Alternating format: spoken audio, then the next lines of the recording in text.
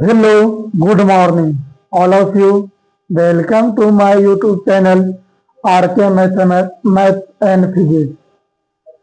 आप लोग कैसे हैं? आशा करते हैं कि आप लोग अच्छे और स्वस्थ होंगे।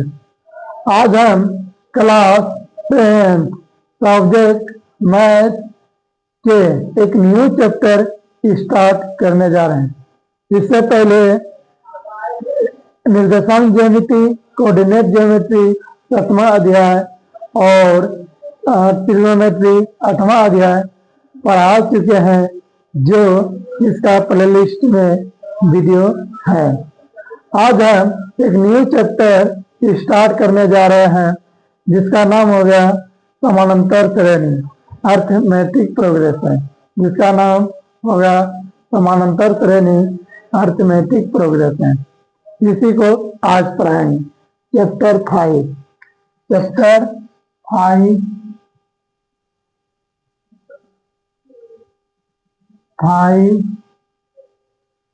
समांतर श्रेणी। क्या? समांतर श्रेणी। समांतर श्रेणी arithmetic progression. Arithmetic progression.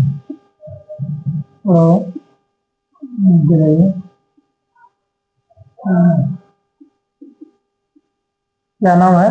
Arithmetic progression समानांतर श्रेणी। समान अंतर होना चाहिए। इस श्रेणी मतलब सीढ़ी पर बढ़ते क्रम में चलता है। एक सीढ़ी के ऊपर दूसरी, दूसरा तीसरा। श्रेणी का मतलब यही हुआ, एक क्रम में होना चाहिए। क्या होना चाहिए? क्रम में, अनुक्रम में, एक संख्याओं के जुड़ में होना चाहिए। क्या होना चाहिए? जैसे आप सब देखे हैं भुट्टा देखा, मकई का भुट्टा, उसमें क्या है? एक सीरीज में है। दाना भी कितने रहता है? सीरीज में, समांतर क्रम में रहता है। सीढ़ी पर चढ़ते क्या है? वो सीरीज में रहता है। जैसा मासिक वेतन में जो ब्याज मिलता है, मान लेते 1000 का प्रत्येक महीना 500 रुपया मिलता है, तो प्रत्येक महीना 500 बढ़ते जाएगा, तो क्या होगा? एक सीरीज प्राप्त होगा। क्या होगा? सीरीज होगा। जनवरी में 500, फरवरी में 500 बढ़ते जाएगा, तो इस प्रकार की क्या होगा? सीरीज प्राप्त होगा। उसी सीरीज को क्या बोलेंगे? अर्थमेटिक प्रोग्रेशन, समांतर श्रेणी। तो इसका डिफिनेशन अगर लिखेंगे, देखिए कैसा होगा। डिफिनेशन इसका कैसा होगा? संख्याओं का, क्या? संख्याओं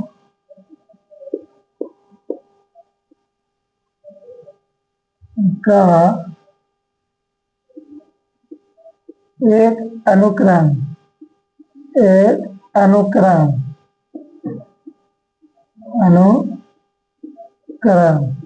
अनुक्रम का इंग्लिश होता है सीक्वेंस या सीक्वेंस। एक अनुक्रम या एक संख्याओं का एक अनुक्रम, सीक्वेंस समांतर श्रेणी कहता है। क्या? समांतर श्रेणी, इंग्लिश में अर्थमेटिक प्रोग्रेशन।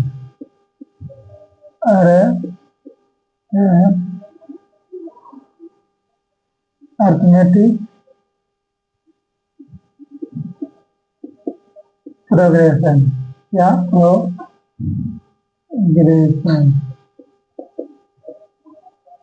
इसको शॉर्ट फॉर्म में क्या बोलेंगे? एफपी। शॉर्ट फॉर्म में एफपी क्या बोलेंगे? एफपी कहलाता है।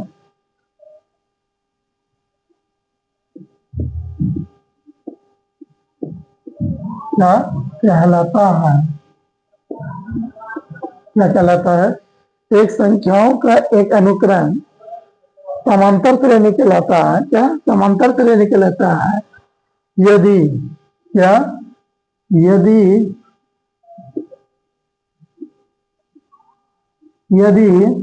लगातार दो पदों का, लगातार दो पदों का पदों या टर्म्स का, इंग्लिश में टर्म का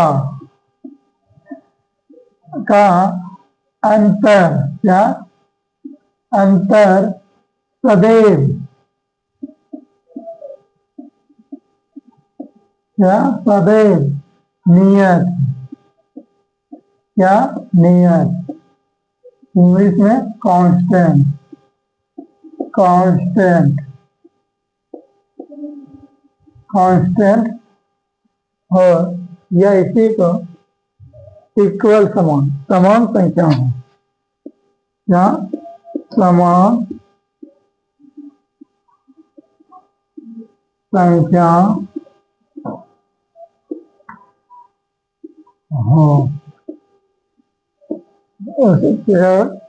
एक संख्याओं का एक अनुक्रम या सीक्वेंस समांतर श्रेणी कहलाता है, एपी कहलाता है, यदि लगातार दो पदों का अंतर सदैव क्या हो, नियत हो, कांस्टेंट, यह समान संख्या हो या क्या हो, समान संख्या हो, उसे ही क्या कहेंगे, समानांतर श्रेणी। उसे ही क्या कहेंगे, समानांतर श्रेणी कहेंगे। उसे ही क्या कहेंगे, समांतर श्रेणी कहेंगे। इसे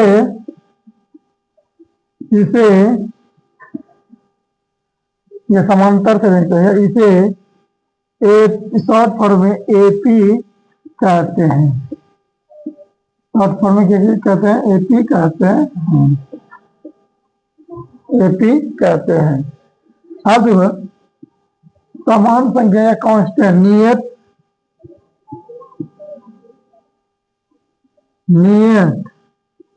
यह समान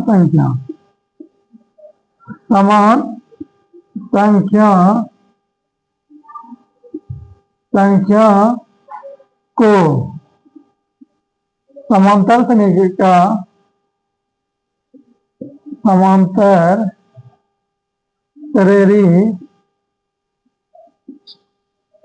का सार्व अंतर क्या होता है, सार्व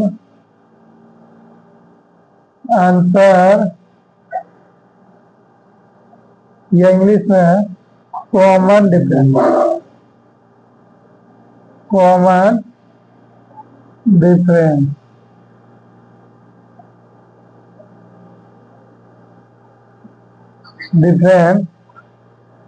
कहलाता है।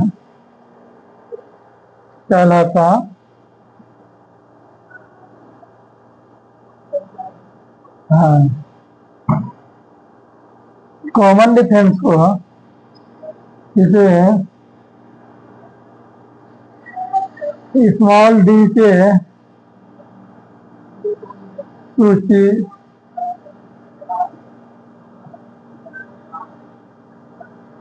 करते हैं।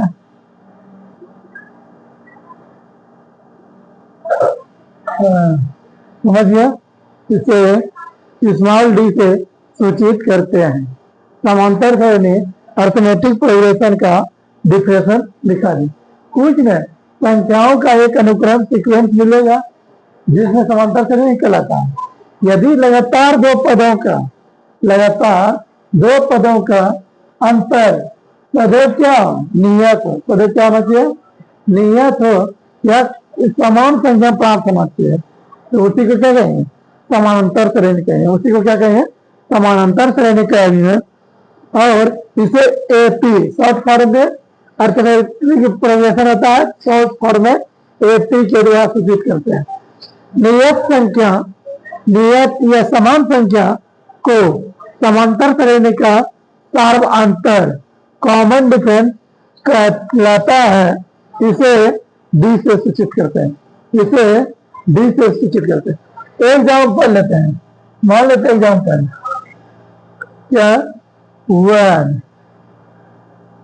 2 3 5 7 9 11 डॉट। क्या देखो तो इसमें कॉमन समान लगातार दो पदों का, इस दोनों पदों का अंतर क्या है? 2। इस दोनों का पदों का अंतर क्या है? 2। इस दोनों पदों का अंतर क्या है? 2। हमेशा 2 का अंतर है, तो क्या है? यह AP में है। क्या है? यह AP में। यह क्या है? AP में। क्या है? यह AP में। दूसरा लेते हैं 5, 9, 13, 17, 21, 2 तो इसमें देखो लगातार 2 पदों का अंतर क्या है? 4। लगातार 2 पदों का अंतर 4। लगातार 2 पदों का अंतर क्या है? 4। इस प्रकार से ये भी क्या हो गया? एक AP। क्या है? AP। दूसरा एग्जाम्पल लेते हैं 1, 2, 5, 6, 7, 9। अब ये सीक्वेंस देखा था, ये सीक्वेंस क्या है? 1, 2 लगातार 2 पद होगा। यहाँ क्या? 1 का अंतर है, इसमें 3 का अंतर है, यहाँ फिर 1 का अंतर है, यहाँ भी 1 का अंतर है, यहाँ 2 का अंतर है। क्या इसमें लगातार 2 पदों का अंतर सदैव इक्वल है, समान है? नहीं है। इस प्रकार से ये AP नहीं है। AP नहीं है। ये अनुक्रम क्या हो गया? AP नहीं। ओके, आशा करते हैं कि आप सबको AP के बारे में समझ में आ गया होगा। चलिए आगे बढ़ते हैं, चलते हैं। आप सब इसको कॉपी में नोट कर लीजिए। आप सब इसको कॉपी में नोट कर लीजिए। अब अर्थमेटिक का प्रकार पाएंगे। क्या अर्थमेटिक का प्रकार? टाइप ऑफ, क्या पढ़ेंगे? Type of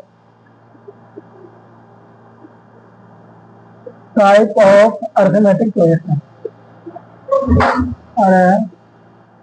arithmetic progression. क्या? प्रोग्रेशन मतलब समांतर श्रेणी का प्रकार। समांतर श्रेणी का प्रकार। समांतर श्रेणी 2 प्रकार के होते हैं। एक परिमित समांतर श्रेणी, दूसरा अपरिमित समांतर श्रेणी। मतलब पहला हो गया 2 प्रकार के। ये कितना प्रकार के होता है? 2 प्रकार के। कौन कौन? अनाहित नहीं दिखाई दे रहा। अनाहित समांतर श्रेणी 2 प्रकार का होता है। पहला अनाहित AP या अनाहित AP मतलब अर्थमेटिक प्रोग्रेशन। अनाहित AP मतलब हिंदी में परिमित या परिमित समांतर श्रेणी। समांतर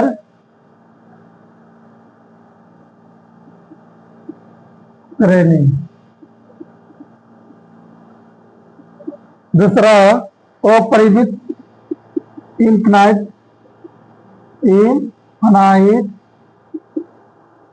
AP मतलब हिंदी में अपरिमित या अपरिमित समांतर श्रेणी।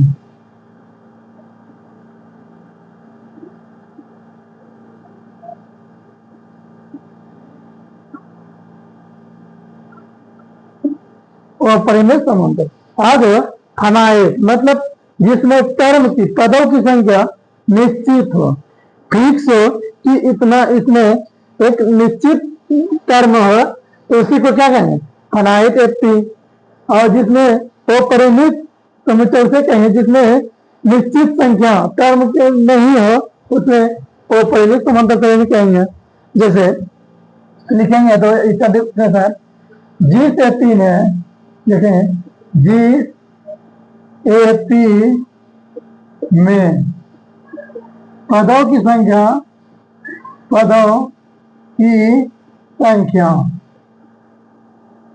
संख्या निश्चित हो, क्या निश्चित हो।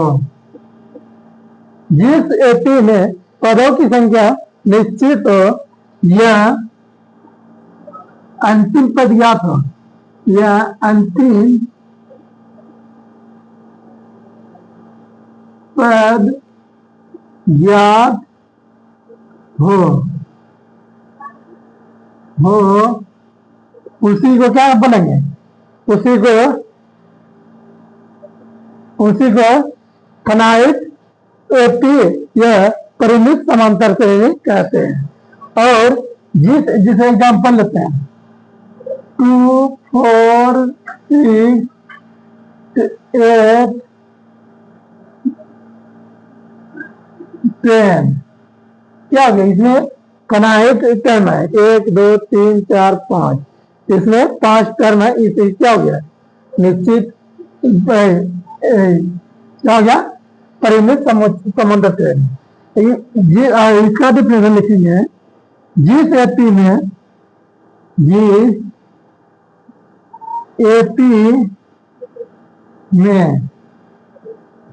पदों की संख्या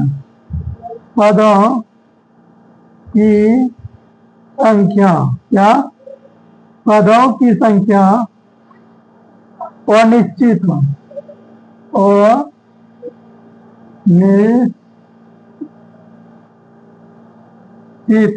क्या अनिश्चित हो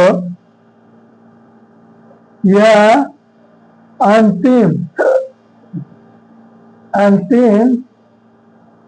पद ज्ञात नहीं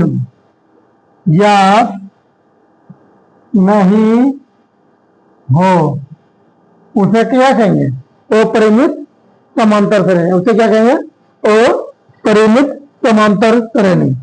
जैसे एग्जाम्पल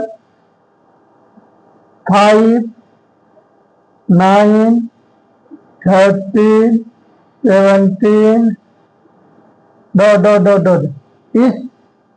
17 इस एपी में क्या अंतिम पद ज्ञात है, नहीं है, अंतिम पद ज्ञात नहीं है। इसमें देखिए मान लेते इसमें अंतिम पद 100 तक जाएंगे, कितना 100 तक, इसमें अंतिम पद कितना है 100, इसमें अंतिम पद नहीं है और इसमें अंतिम पद नहीं है। इस प्रकार से इसे इनफिनाइट सेट पर है कहते हैं, इनफिनाइट एपी कहते हैं। इसमें जनरली हम सब 10th क्लास में फाइनाइट एपी के बारे में पढ़ेंगे, इस एपी के बारे में फाइनाइट एपी के बारे में, और इनफिनाइट एपी आगे क्लास में पढ़ेंगे 11th में। यहाँ हम जनरली किस एपी के बारे में पढ़ेंगे, फाइनाइट एपी के बारे में। ओके, आप सब इसको कॉपी में नोट कर लीजिए, आप सब इसको कॉपी में नोट कर लीजिए। चलिए अब इस समांतर श्रेणी के बारे में यहाँ पढ़ेंगे, फाइनाइट एपी के बारे में। उसमें अब चलते हैं टर्म इक्वालिटी याद करने के लिए। मान लेते हैं एक क्या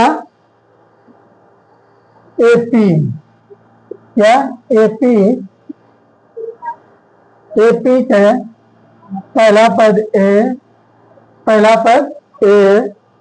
दूसरा पद ए प्लस डी, पहला पद ए, दूसरा पद A plus D, general term formula करने के लिए मान लेते हैं कि किसी एपी का परसेंट, एपी का परसेंट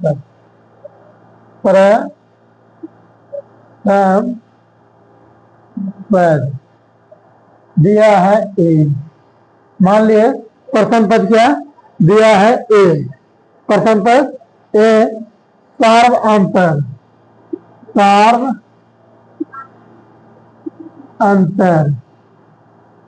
अंतर मान लेते हैं डी दिया है, क्या एपी का डी दिया है, सार्व अंतर क्या दिया है डी दिया है, एनवा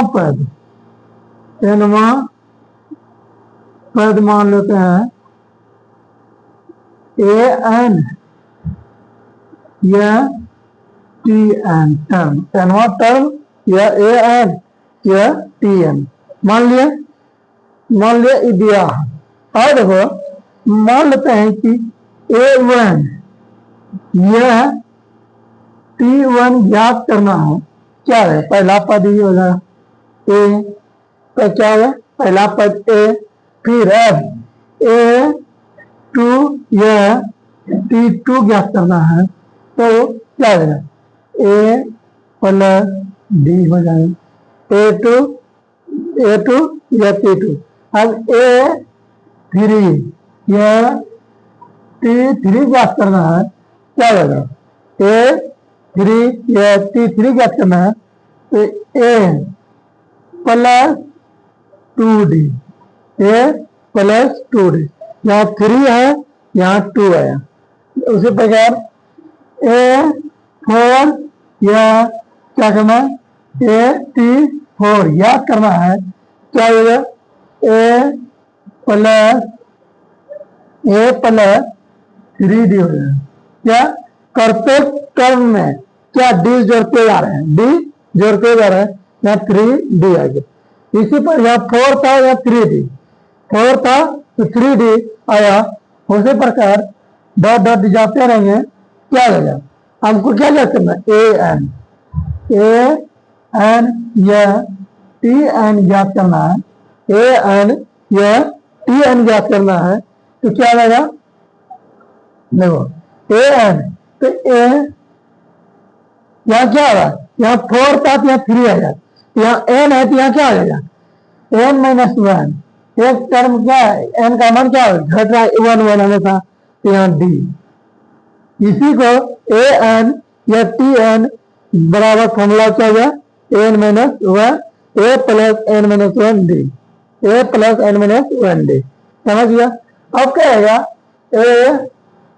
ए 15 ज्ञात करने के लिए या टी 15 ज्ञात करने के लिए क्या ऐसे ज्ञात करेंगे? ए प्लस यहां से एक कम है, क्या है? 14 टी, तीसरे ज्ञात कर लेंगे। अब क्या बोलेगा? ए 100 पर ज्ञात करने के लिए या टी 100 ज्ञात करेंगे, क्या हो जाएगा? यहां से एक हमेशा कम लेना, ए प्लस 99 डी। समझ गया एपी का फॉर्मूला? समझ गया? इन्वर्टर इसी को क्या बोलेंगे? ए एन ज्ञात, यही फॉर्मूला आप सबको याद रखना है।